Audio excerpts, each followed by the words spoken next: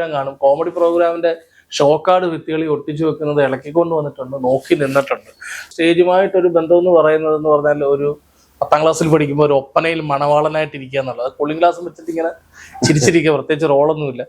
അത് പക്ഷേ പിന്നെ ജില്ലാതലത്തിൽ വരെ പോയി. ജില്ലാതലത്തിൽ പക്ഷെ അന്ന് മുതലേ ഉത്സവപ്പറമ്പുകളിലെ നാടകം, ഗാനമേള, നൃത്തനാടകം, കോമഡി പ്രോഗ്രാം ഒക്കെ കാണുന്ന ഒരുപാട് ഇഷ്ടമാണ്. ഉത്സവം ഭയങ്കര ഹരമാണ്.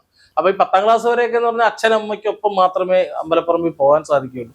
പിന്നീട് പ്രീ ഡിഗ്രി ഒക്കെ ആയ സമയത്താണ് സൈക്കിളിൽ അത്യാവശ്യം 10 കിലോമീറ്ററിനകത്ത് വരെയൊക്കെ ഗാനമേളയൊക്കെ കാണാൻ പോകാൻ പറ്റുന്ന ഒരു ഇതിലേക്ക് സ്വാതന്ത്ര്യം കിട്ടിയത്.